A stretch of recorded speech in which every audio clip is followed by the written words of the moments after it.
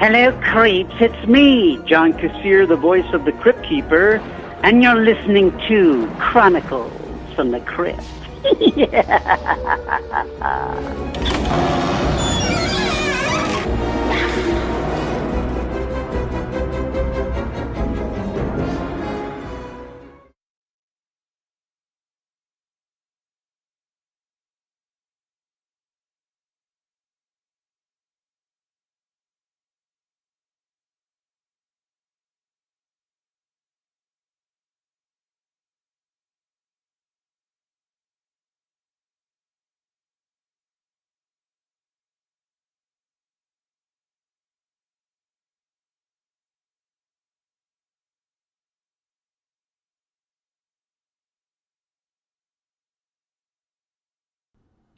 Hello, kiddies! It's me, Casualty Chris! Yeah, he's corpsing over there real hard. I'm trying not to laugh. I was unprepared for the Crypt Keeper voice. I know, it's okay. It's not as good as John Kassir, but then again, as long as he's not doing a Jamaican accent, what is? True. We are the hosts of Chronicles from the Crypt, a twice-a-month look at the horror anthology series Tales from the Crypt that aired on HBO from 1989 to 1996. Now, in each of our podcasts, we do 2 episodes of the television series Tales from the Crypt, and along the way, in between seasons, we do Tales-related ephemera, and we've got one coming up after this, and that'll be it for bonus episodes. And as for Season 6, this is the end. Like Father Malone said, we normally do 2 episodes, but because we didn't want to just do 1 episode on 1 episode, we're doing 3 episodes. So we're rounding out Season 6 with a look at Episode 13, 14, and 15, Comes the Dawn, and we'll get to that fucking title. And another title. God, the titles. These first 2 titles. The second one is a fucking trash can. Atrocious. 99 and 44, 100% pure horror. And you, murderer. Oh, hello, creeps. It's your old pal, the Big Scarehooner, enjoying a little surf and sand. Hey, babe, want me to rub a little suntan lotion on you? Ooh. Boy, do I love the beach. Hey, you! Watch it! Get a tan! Boy, I hate getting sand kicked in my face. I'm not your average 98-pound weakling, you know. For one thing, I don't weigh that much. I tell you, kiddies, I'm going to get that guy. Which brings to mind the 2 men in tonight's terror tale. They're on a little shriek and destroy mission of their own. In a nasty undertaking I call Comes the Dawn. So if you're asking yourself, Comes the Dawn, isn't there an episode of this show called Came the Dawn? Yes, there is. I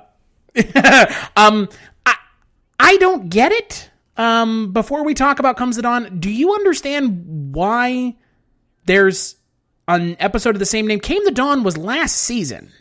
Yeah, well, I suspect... That was that Brooke Shield episode, I think? Yeah. Oh, yeah, it certainly was with the cabin. Oh yeah, where the guys, you know, where it's the J.K. Rowling fever dream, where it's a trans woman killing people. Right. Great. What a good one. I suspect that.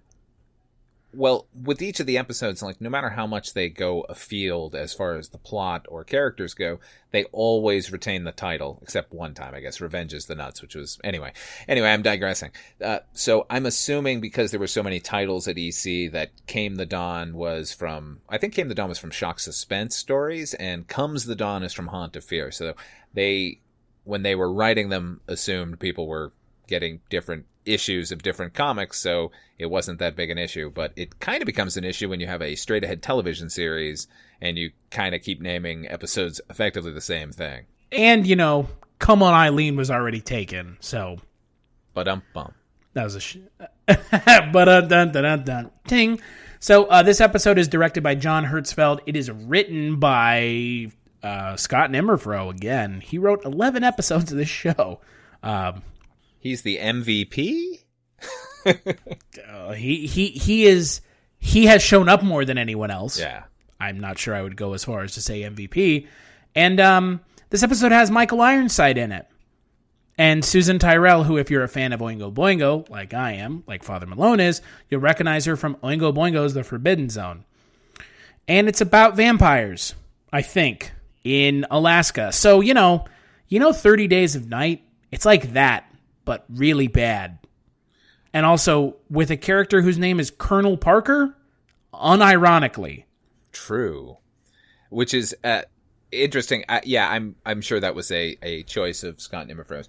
The comic book it has to be. Yeah, Comes the Dawn as a comic. It is from Haunt of Fear 26, written by Otto Binder and drawn by the amazing and impressive and there are not enough superlatives for Jack Davis.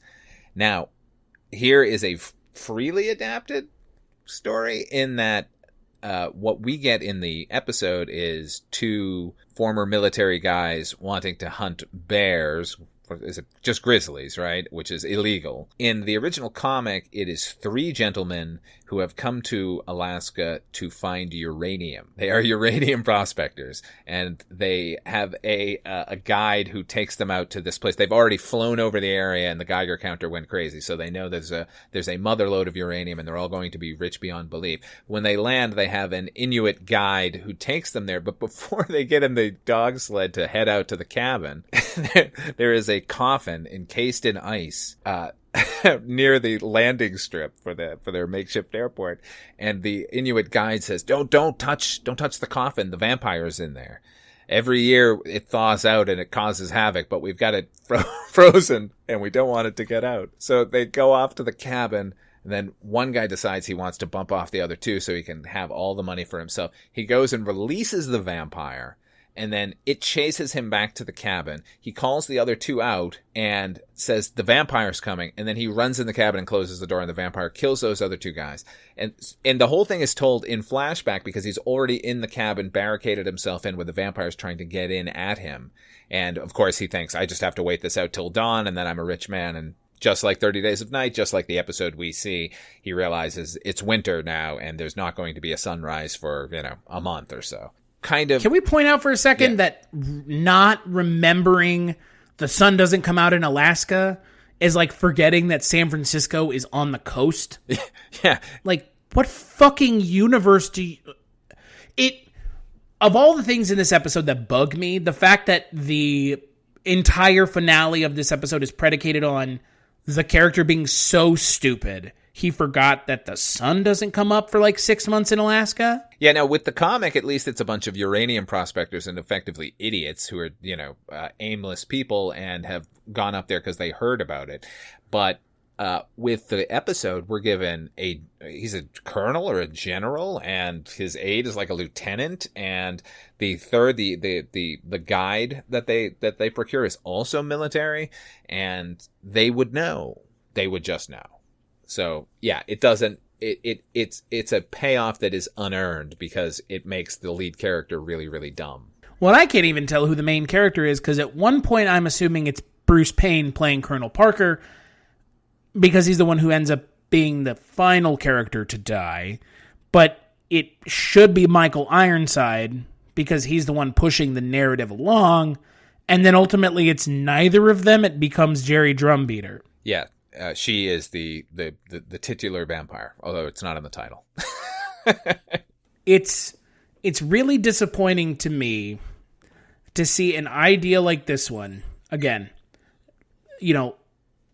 not talking about the fact that the movie is essential, or this episode. Not touch on the fact that this episode essentially is 30 Days of Night. That same concept. That would end up being mined a lot more by Stephen Niles, I believe his name is. It's just not a good episode. No, and well, I think it's shot pretty well as far as the look of it, but it doesn't deliver the scares, which this is a built-in scare factory. It's The Thing, but with vampires in the wilderness, and they're in a wrecked former military hut out in the middle of nowhere.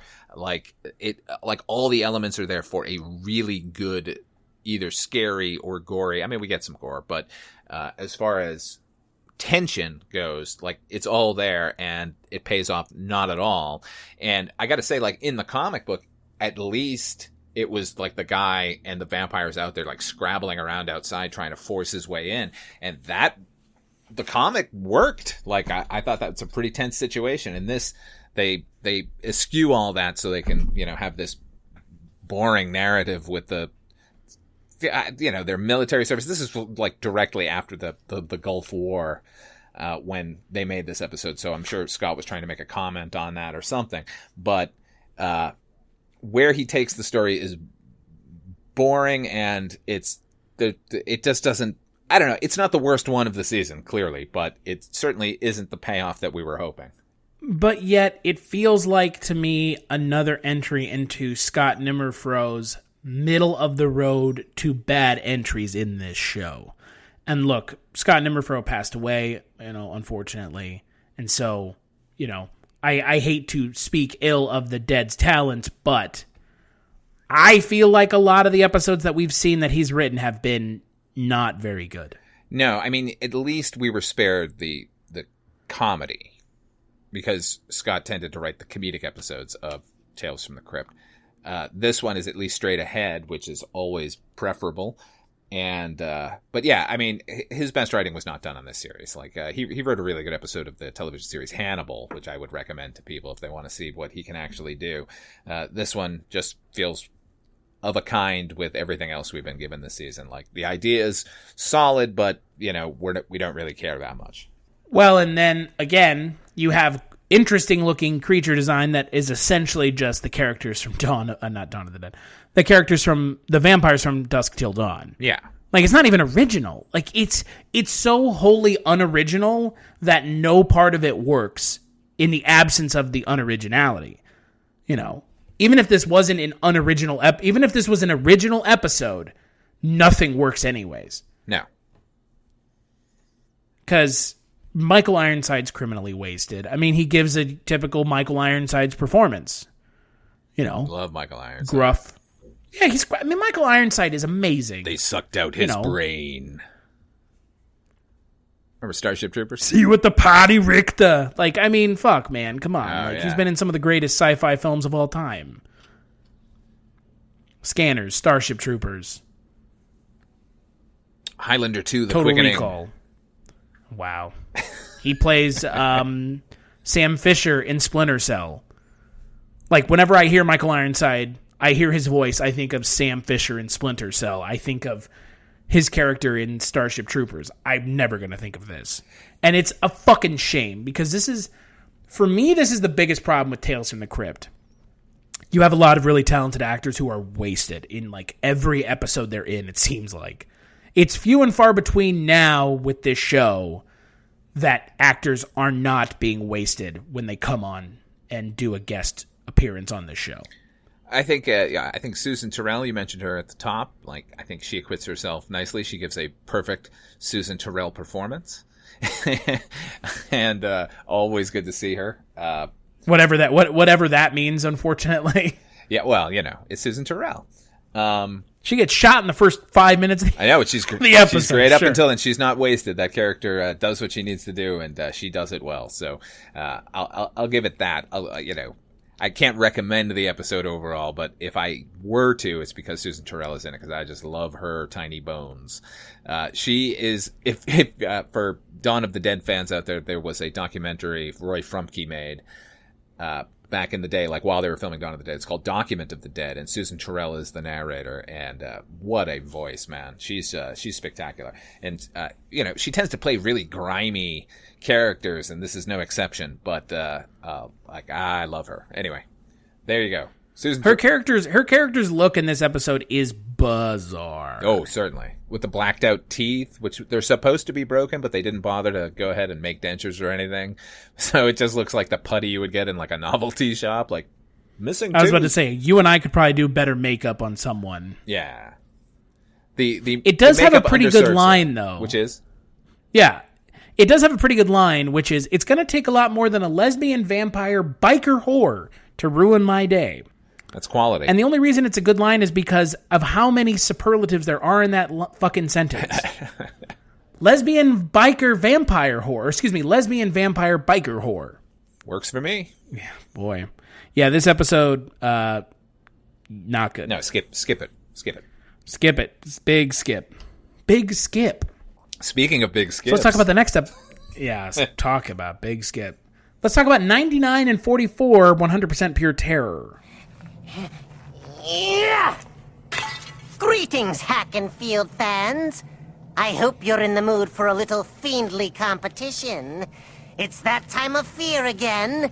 The annual all-crypt die-cathlon. I've been working out like crazy to get ready. This year, I'm really going for the cold, kind of like the woman in tonight's tale. It's a putrid portrait of an up-and-coming young artist that's sure to leave a nasty taste on your palate. I call it 99 and 44 100% pure horror. So it's directed by Rodman Flender. It's written by Rodman Flender. It stars Bruce Davison, speaking of Scott Nimmerfro and X-Men. This episode stars Bruce Davison and Christy Conaway. Yeah, it does. They're in it. Yes. And Ricky Dean Logan is in it. The horror fans out there will recognize him as the character, nice hearing from you, Carlos, from Nightmare on Elm Street. The kid who gets his ears blown up, right? Oh, yeah. Absolutely. Yeah. He's in this for like 2 seconds. Christy Conaway plays a gold-digging wife who kills her husband, who owns a soap company. And she turns him into soap, and then she melts. And that's literally the entire fucking episode. Sure is. It is the fastest episode of this show I have ever seen. It gets in there, does what it wants, and then it gets out. What it wants to give us is pure direct, though. And it does nothing very well. No, I do want to say 99 and 44 100% pure terror is a mouthful, but I really like it. I mean, clearly it's based on the soap ad, but the episode is based on not Tales from the Crypt. Can you believe it? It's based on Vault of Horror number 23, written by Al Feldstein and Bill Gaines, and again drawn by the amazing Jack Davis.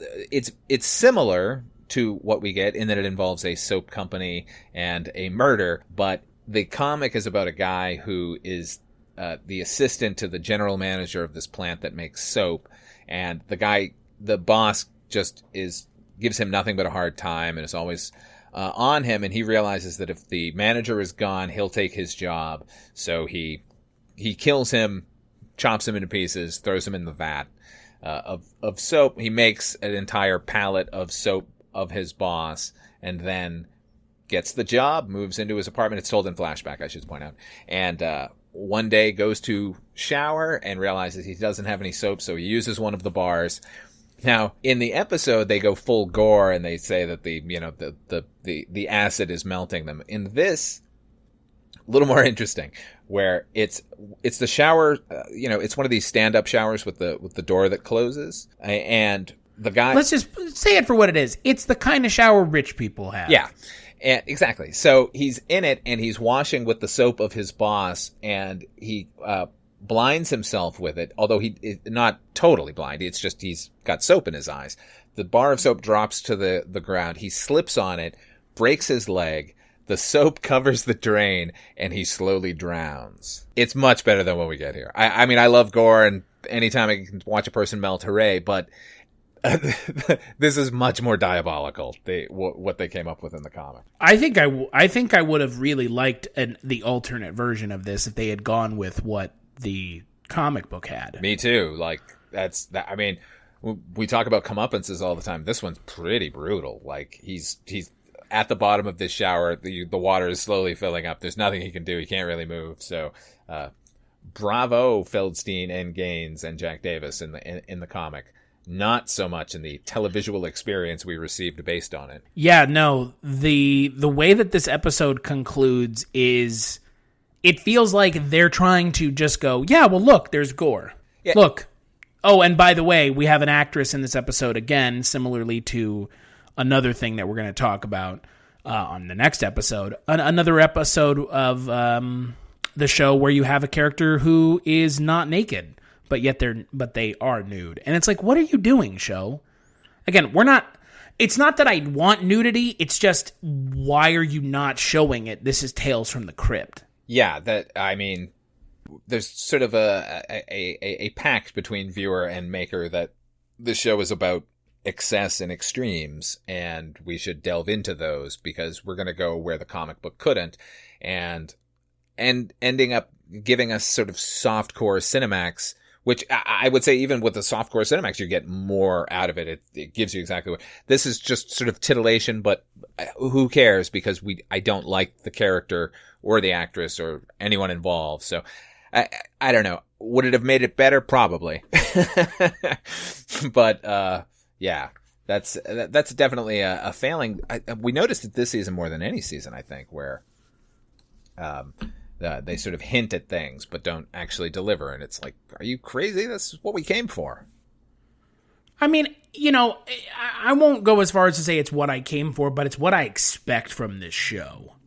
Well, Because I mean, up until this taboos. season, we had gotten a lot of it. Yeah. No, exactly. Yeah, sure. It's you know, it's a pulp horror novel. Like, if they could have shown nudity when they originally wrote the comic, they probably would have. They totally would have. Yeah, but in the show, it's like, this is on HBO, and like, you should be pushing the boundaries and kind of being edgy, and it's like, you're just going to show a character in the towel, but she melts at the end. So maybe that's kind of the happy middle ground, but it's not even happy middle ground. Yeah, I mean, you know, that could have been a clever way to go, where they're teasing us the entire time about showing her nude, and then when they do reveal it, it's because she's melting. Like, that could have been a comment or something, but it wasn't that. It was just another rote. It's kind of a love triangle, although the character doesn't really care about either of the guys. And you know, we get that, and we get you know, some psychodrama that really goes nowhere. We learn a little bit about Soap, and then she falls to pieces. So, you know, hooray! Well, she's dead at the end, so as the audience member, the show thinks that that's all you need to do, is kill the villain, and everyone's happy, and everyone can go home happy. It's like, no, I want more from this show than that. And the show has become complacent at this point. I think we can both agree. Oh, yeah. Like, the complacency that this show has is just not shocking, because, again, it's been on for 6 seasons. But you would think with the names involved, Zemeckis, Geiler, Hill, they would be giving a shit more, because their names are still connected to it. Right, but at this point, they're just cashing checks.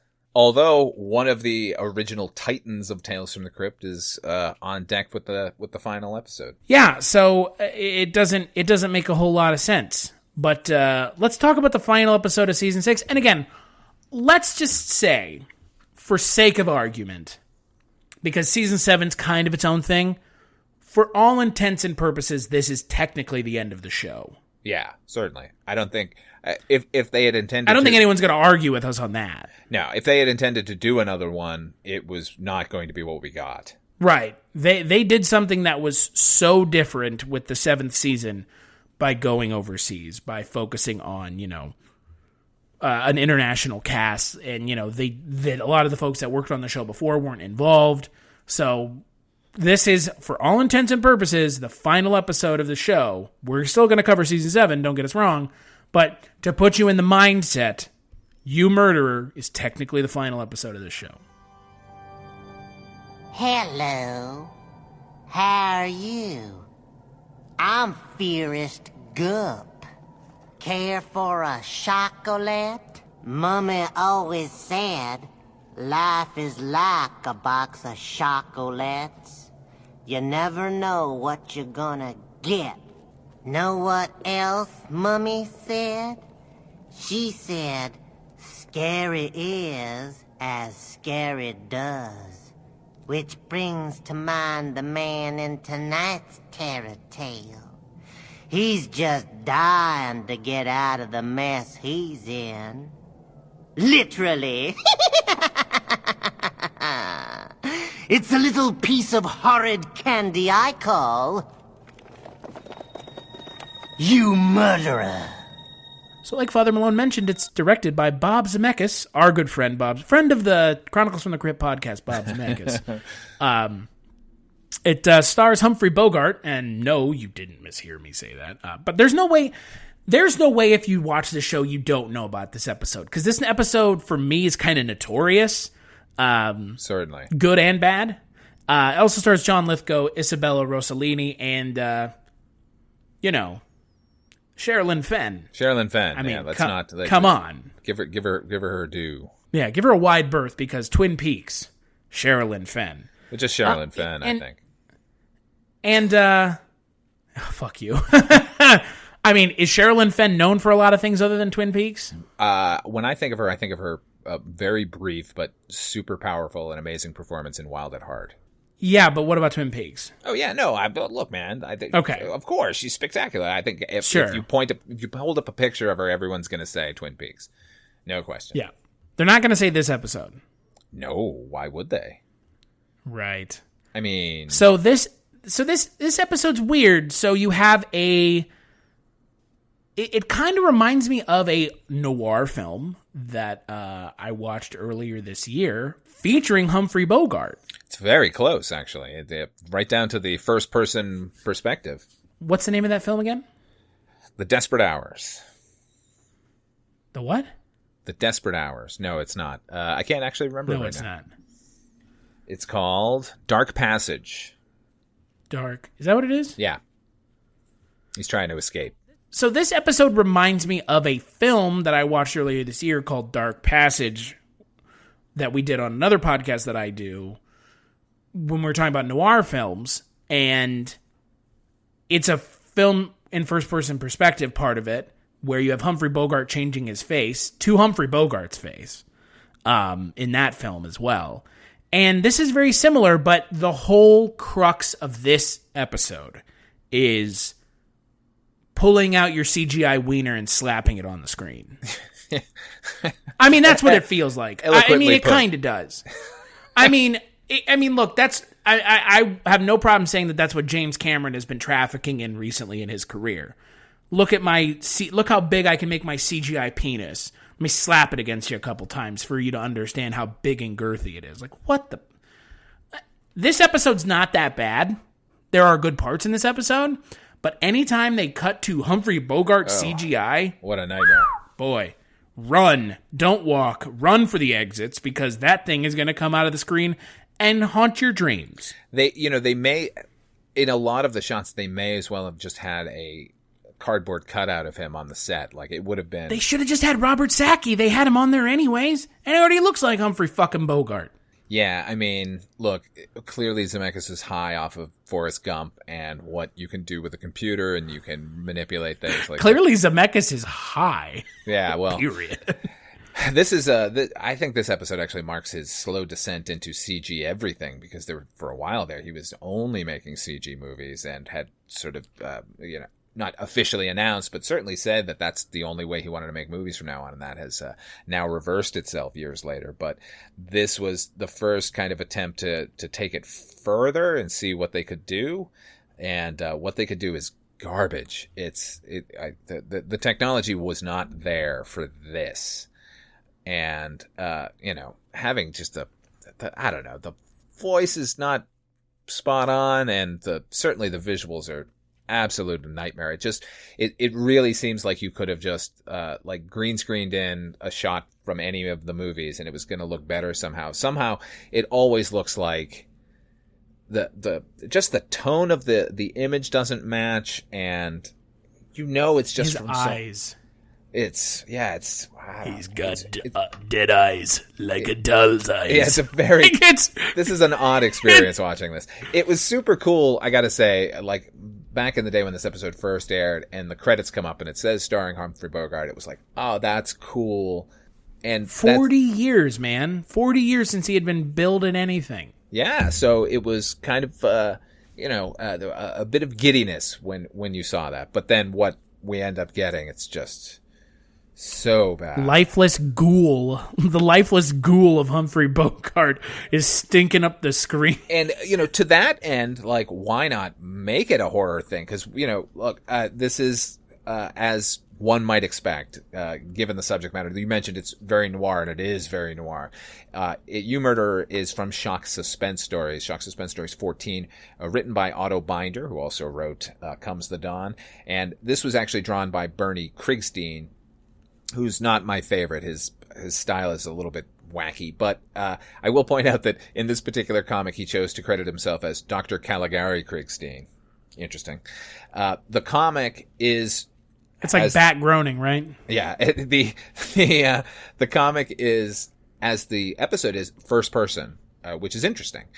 And it's this guy just walking home, and he ends up running into a mesmerist who hypnotizes him and convinces him that he has to go kill his wife's lover in front of her. If there's any sort of drama in the episode, it's that the guy is morally incapable of committing murder, so he refuses even under the sway of hypnotism, and the mesmerist ends up convincing him that the guy is a fifth columnist here to set off a nuclear bomb, and he has to die.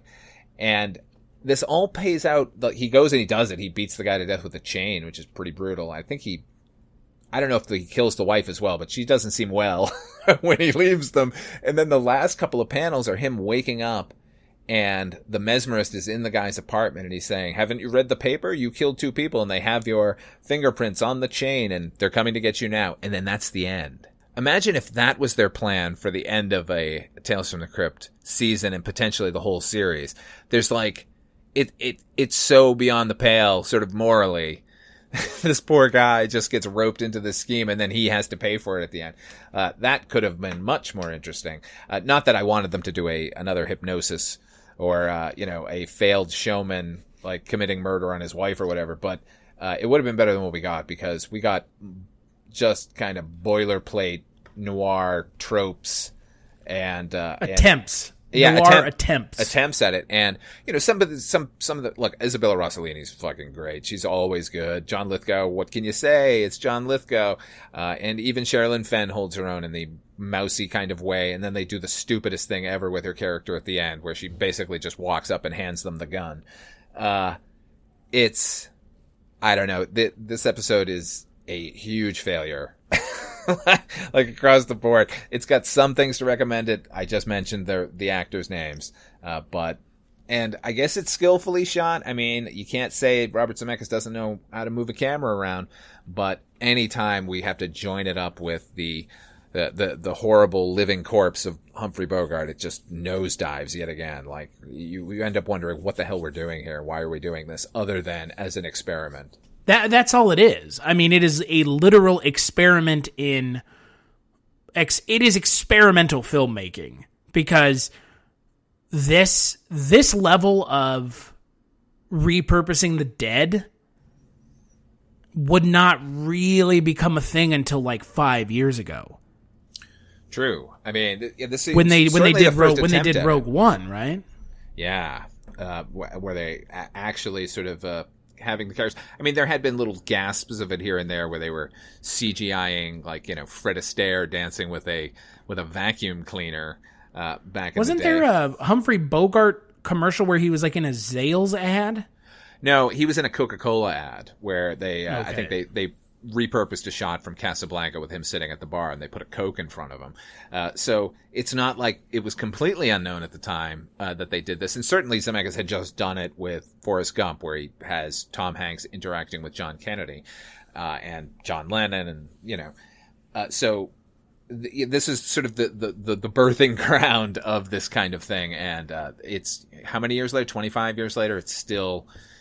The uncanny valley is undeniable, Well, I don't even think there's anything uncanny about it. It's just the ghoulish visage of Humphrey Bogart with dead, soulless eyes and a mouth that moves like a puppet's mouth. Yeah, you can see they tried to find lines where they didn't have to manipulate the mouth at all, like so it would fit into the plot, but it's always the most generic thing. It's not like he looks at the camera and gives us a speech. It's always someone asks a question, the camera pans to a mirror, and he says like one thing, and then back to the horrible narration and glimpses of him in mirrors for the rest of the episode. It's I've never seen a character look into a fucking reflective surface so many times as I have in this episode.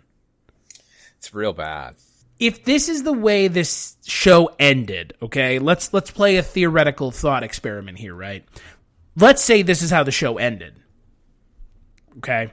This show would have been an abject failure as a show. Yeah, I mean, look, we can't, I haven't seen how the series actually ends yet, but this would be an ignominious way to go out, no matter how you slice it.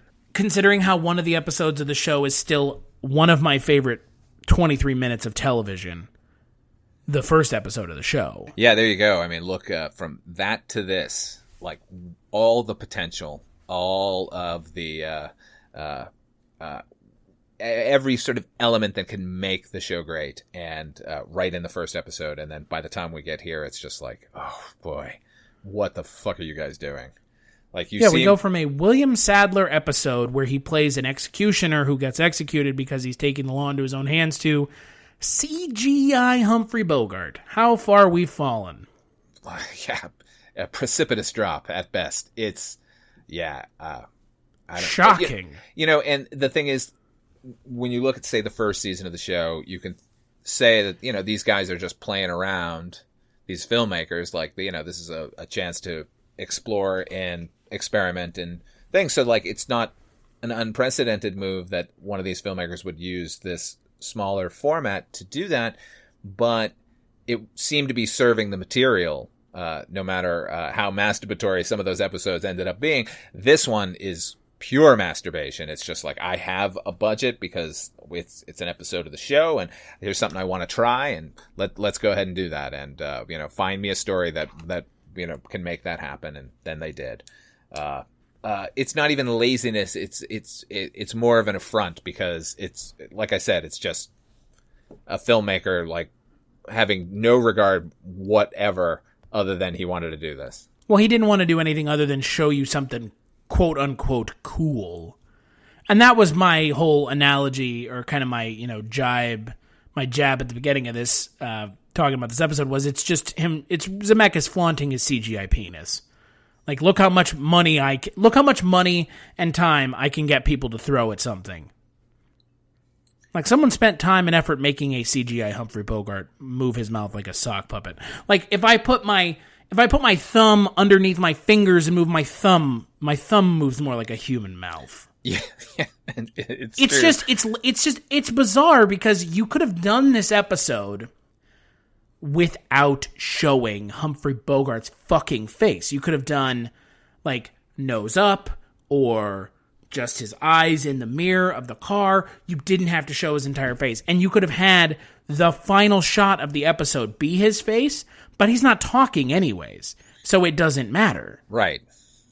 I mean, if they could have spent all their budget on one really fantastic shot instead of trying to give us all of these. Yeah, I mean, just realistically, does this guy look at himself this much? It's a lot. He must. And, it goes into any sort of first-person point of view when you choose that as your format for your film or television series or whatever. It always ends up feeling wildly unnatural, like where the camera just always pans down to what they're doing. Like, I'm getting my keys out of my pocket, so the camera pans down and looks at the pocket and the hand going in and whatever, and it's just like, for that, who does that? It's insane. Well, Humphrey Bogart does in this episode. He sure does, and will forever and always, as this is the capstone, the headstone for the American involvement with Tales from the Crypt. What a denouement it was. It was. Just the final, just the kiss of shit on top of an otherwise uneven show. Have I said skip it? Because skip this one. Skip this one and don't look back. Yeah. Or no, look back. Go back to the first season. And right. Yeah. What an ignominious way to go out. Really. Just, what a shame. There's so few things that this episode does right that for me it is a total skip. It is just a bizarre exercise in flaunting your CGI and your budget. And It hasn't aged well in 2020 because now we have CGI so good that they can make fur look realistic. And even taking that out of it, it's still not a good episode. Because it doesn't do anything. Because it's so worried about showing you Humphrey Bogart's face over and over again that it doesn't even do anything else. As clumsy an episode as Comes the Dawn is, I know it's Tales from the Crypt while I'm watching it.